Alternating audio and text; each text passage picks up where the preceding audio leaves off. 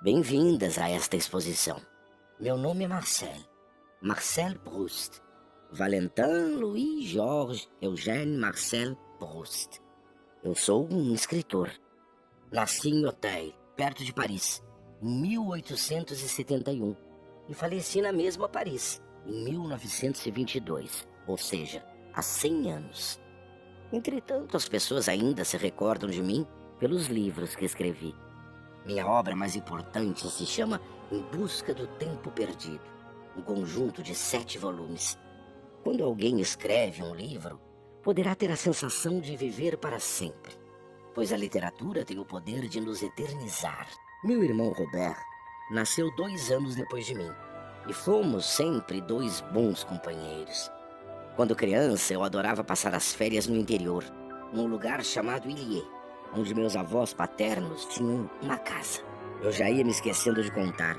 Desde os meus 9 anos de idade, eu comecei a ter crises de falta de ar. Diziam que era uma espécie de asma. A primeira delas foi no parque, o Bois de Boulogne, em Paris. Eu passei a ter algumas crises depois que até me fizeram faltar à escola. Eu estudei numa escola em Paris chamada Lycée Condorcet, onde tive ótimos professores e colegas de aula, com os quais desenvolvi o meu interesse por escrever. Nós tínhamos até um jornalzinho. Quando cheguei à vida adulta, passei a escrever textos para revistas e jornais. Fiz alguns livros e traduções. Há um texto que escrevi e que as pessoas adoram. É parte do prefácio de um livro que traduzi para o francês, de autoria de um crítico de arte inglês de nome John Ruskin. Eu adorava os livros de Ruskin. Muito do que aprendi sobre o papel da arte eu devo aos livros de Ruskin. O texto se intitulava Sobre a Leitura, e eu escrevi para um livro chamado Cézanne et les Lys, o que em português significa Sésamo e os Lírios. Você gosta de ler? Já leu algum livro ou um bom texto? A leitura tem este poder de nos fazer viajar, navegar por outros mundos, e tudo dentro da nossa própria imaginação. Minha mãe se chamava Jeanne, e desde muito pequeno ela me fez amar os livros. Ela lia para mim até eu pegar no sono. Depois, um pouco maiorzinho, eu tratava de ficar escondido em algum canto para fazer as minhas leituras. Se os meus amigos estivessem a correr pelo parque, eu encontrava um jeito de me sentar debaixo de uma árvore para ler meu livro sossegadamente. No meu quarto, depois que todos iam dormir, eu encontrava uma maneira de retornar às minhas leituras. Eu confesso que até na hora do almoço ou do jantar eu lia. As pessoas me chamavam: Marcel, venha almoçar, venha jantar. Marcel, a comida está servida, está deliciosa. A sua sopa vai esfriar. Eu nem dava bola. Fingia que não havia escutado para não perder um segundo das minhas leituras. Eu amava os livros mais do que qualquer coisa nesse mundo. A leitura, para mim, era como se tudo aquilo que para os outros parecesse banal se transformasse em um prazer divino. Nada me dava mais prazer do que a leitura de um livro. Imagine a seguinte situação. Um amiguinho me convidava para um jogo, mas exatamente na passagem mais interessante de um livro. Eu achava aquilo um desperdício. Preferia ficar com muitas leituras. Eu vou até confessar um segredo. Não vá rir de mim, certo?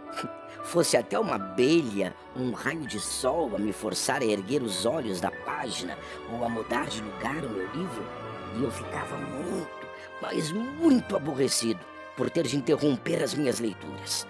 Até a merenda que nos obrigavam a levar para a escola ou o passeio, eu a deixava intocada sobre o banco, pois eu não queria perder um segundo das minhas leituras.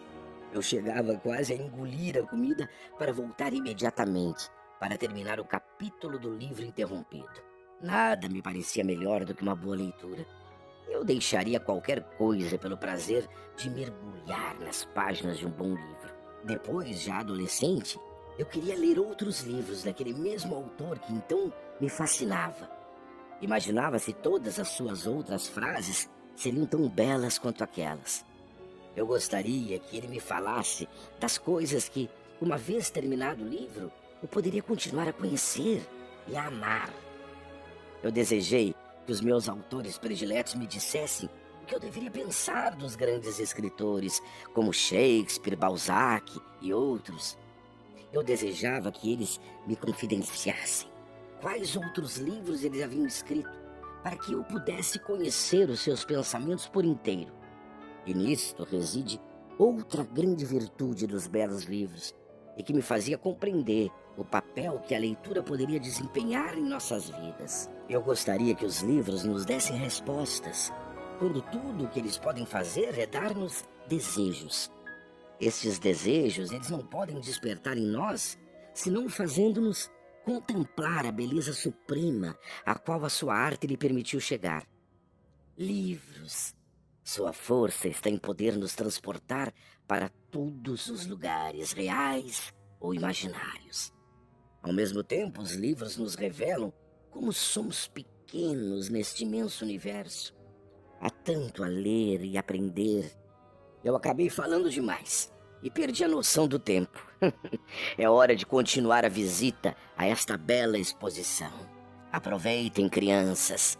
Um beijo do Marcel Proust.